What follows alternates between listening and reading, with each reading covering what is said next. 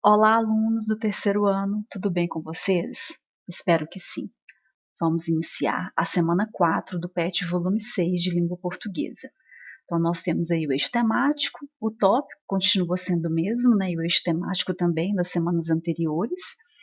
Conteúdos relacionados, literatura brasileira e compreensão de textos. Vamos às atividades. Leia o texto abaixo. Na morte dos rios. Desde que, no alto sertão um rio seca, a vegetação em volta, embora de unhas, embora sabres, intratável e agressiva, faz alto à beira daquele leito tumba. Faz alto a agressão nata, jamais ocupa o rio de ossos areia, de areia múmia. João Cabral de Melo Neto.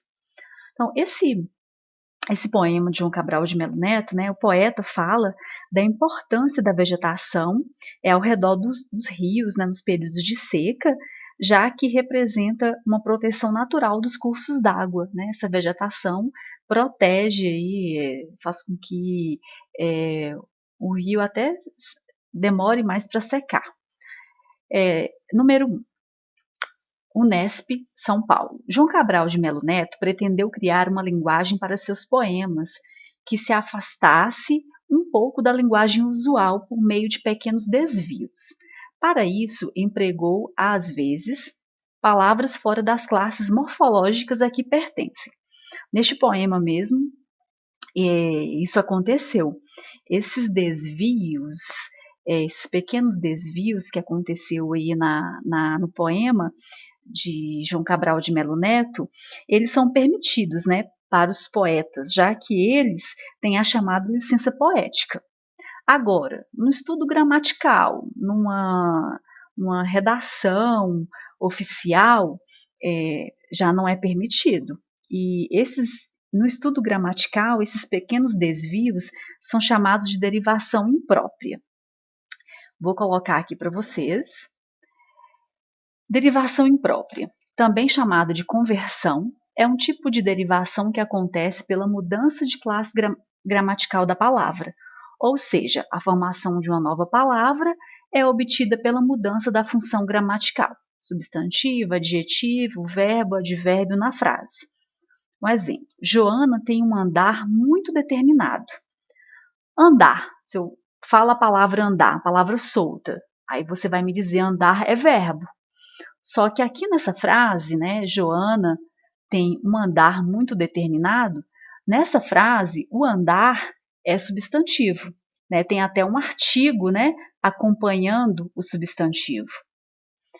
Nessa tarde, podemos andar no parque. Agora, o andar aqui é verbo e indica uma ação. Nós sabemos que os verbos, eles indicam ação, estado, fenômeno da natureza. Terminou com R, e às vezes OR, aí você fala, é verbo. Só que a gente tem essas situações aí dessa derivação imprópria, né, dessa conversão, que foi o que aconteceu na primeira frase. Joana tem um andar muito determinado. Andar nessa frase não é verbo, é substantivo. Note que, nesse tipo de derivação, não é acrescido nem prefixo nem sufixo à nova palavra. Dessa forma, não ocorre nenhuma mudança na estrutura do termo, mas sim no significado dele. Todavia, a nova palavra desempenha outro papel gramatical na frase de acordo com o contexto em que está inserida. Lembre-se que a derivação é um dos processos de formação de palavras que envolve o radical de uma palavra primitiva e os afixos, que são os prefixos, que são o prefixo e o sufixo.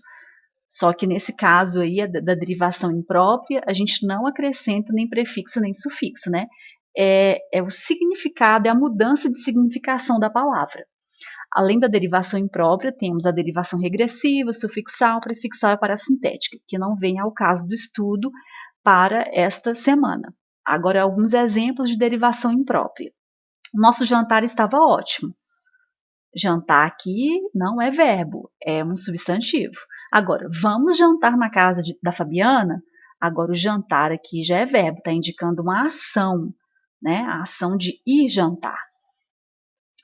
O olhar da garota era profundo. O artigo o, né, acompanhando o substantivo olhar. Ao olhar os preços das camisas, resolvemos ir à feira. Olhar praticou a ação de olhar os preços.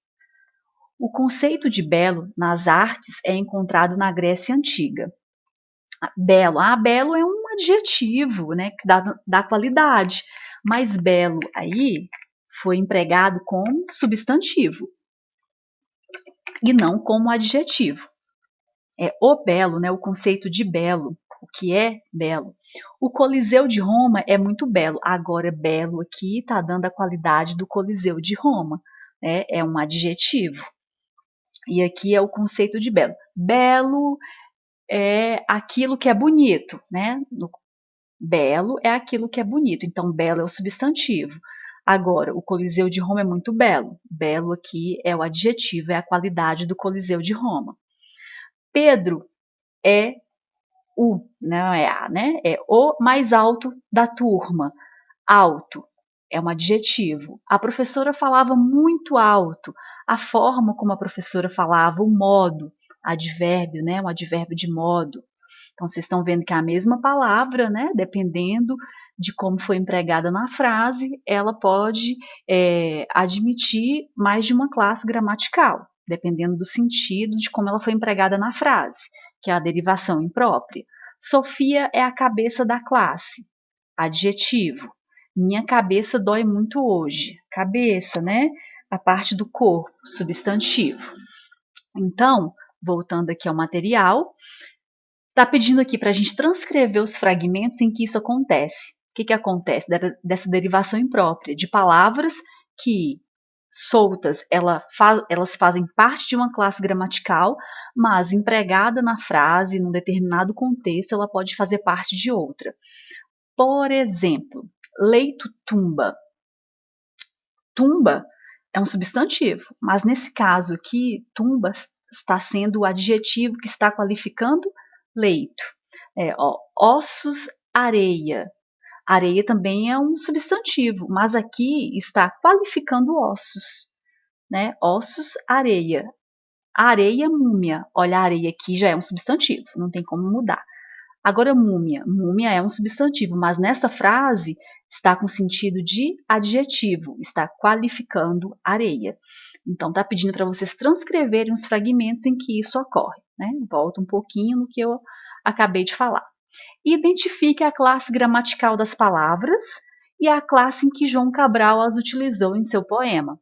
Volte um pouquinho no vídeo, dê um pause, que vocês vão conseguir entender o que foi falado. Agora, leia o texto abaixo. Moço, toda saudade é uma espécie de velhice. Amar é reconhecer-se incompleto. Viver é muito perigoso. São frases de Guimarães Rosa que a gente pode colocar essas frases como aforismos. O que são aforismos? São frases breves que possuem uma definição de um preceito moral ou prático. Toda saudade é uma espécie de velhice. Você envelheceu, você sentiu saudade de algo que já passou. Porque a saudade é só do que passou, né, do que deixamos para trás, de algo que faz falta, algo que você já viveu. Né? Amar é reconhecer-se incompleto. Porque o amor é complicado, né? E viver é muito perigoso. Realmente. Então, são frases que indicam aforismos. São frases breves, mas que passam um preceito moral ou prático. Agora vamos às questões. As frases acima são de autoria de Guimarães Rosa. Guimarães Rosa e João Cabral de Melo Neto são dois escritores da geração de 45. Sobre esse autor, né, sobre Guimarães Rosa, podemos afirmar que, aí vocês vão colocar verdadeiro ou falso para as afirmativas abaixo. Então tem aí, fez parte da geração de 45, cujo diferencial foi a expansão do regionalismo, um regionalismo universal e cósmico. E aí, essa frase a respeito do Guimarães Rosa, ela é verdadeira ou ela é falsa? Guimarães Rosa fez ou não parte da geração de 45, onde começou a dar mais atenção ao regionalismo?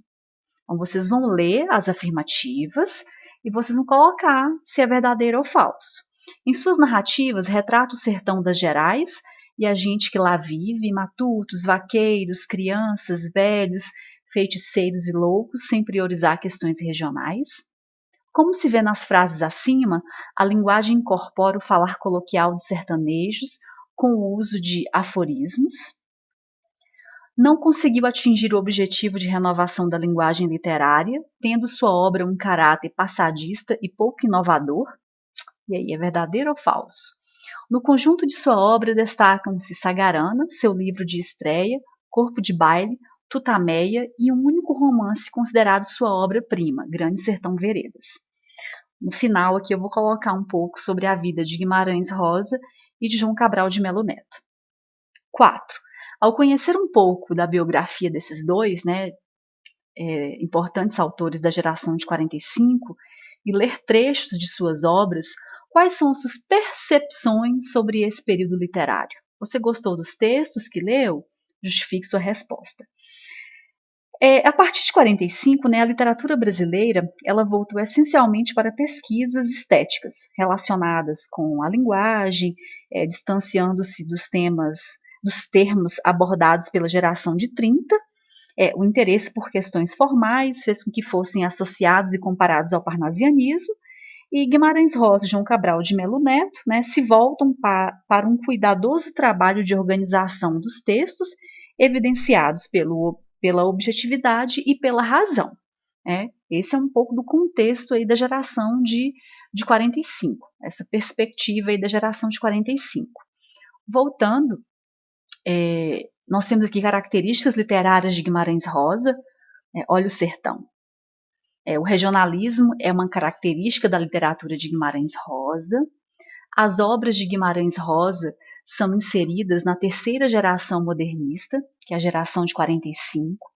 Devido a isso, e também a particularidades estéticas do autor, seus livros apresentam as seguintes características: uso de termos arcaicos, linguagem poética, narrativas mais reflexivas e menos dinâmicas, experimentalismo, neologismo, que é a criação de novas palavras, que nós já vimos nas semanas anteriores, estrutura narrativa peculiar e anticonvencional, regionalismo. Os termos e elementos da cultura regional mesclam-se com temáticas universais, inexistência de certezas no campo social, político, econômico e estético, prosa intimista, conflito existencial e fluxo de consciência, monólogo interior, fragmentação, ruptura com a narrativa cronológica tradicional, temáticas universais, morte, ódio, amor, medo, violência, misticismo, oposições, bem e mal, velho e novo, rural e urbano, oral e escrito, local e universal.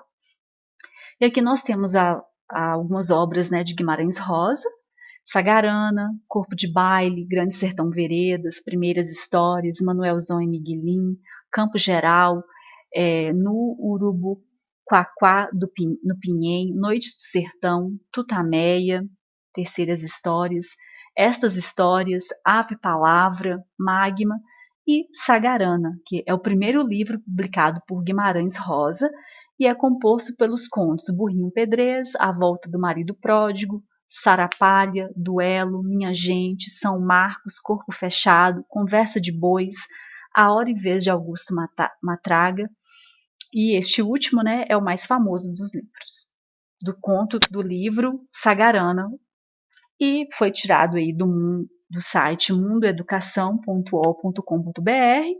E agora nós temos algumas características literárias de João Cabral de Melo Neto, que a gente encerra essa geração de 45 com esses dois escritores.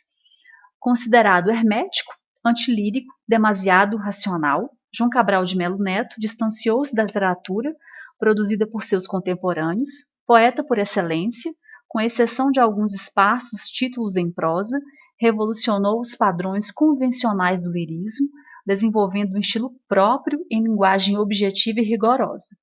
Sua poesia inicialmente recebeu influências da tendência surrealista, a que se misturou uma ordenação própria e racional anti-surrealista por definição. Às imagens oníricas de Pedra do Sono, seu livro de estreia, juntou-se o espírito ordenador do autor. Na contramão da maioria dos autores da geração de 45, João Cabral rejeitou a sentimentalidade, a irracionalidade ou o verso subjetivo, adotando uma postura de reflexão crítica e também autorreflexiva e autocrítica, e um rigor formal ímpar na literatura brasileira. Sua poesia é um exercício de linguagem, calcado no intenso trabalho com as palavras e em um permanente estado de tensão. Em 1950, com a publicação O Cão Sem Plumas, temáticas de cunho social passaram a aparecer em suas composições violência, exclusão e miséria. São abordadas exaustiva e profundamente pelo autor, sempre por uma via objetiva e reflexiva, indagadora da condição humana e do fator desumanizador da lógica exploratória do dinheiro. Então, tem aqui algumas características, né, são características da obra do autor: objetividade, centralirismo, afastamento de temas subjetivos, as principais obras de João Cabral de Melo Neto, e aqui eu coloquei as imagens deles, né, também tirei do Wikipédia. João Cabral de Melo Neto, né, tem aí seu nascimento, sua morte, nacionalidade, e Guimarães Rosa, né, também seu nascimento, sua morte, sua nacionalidade, né.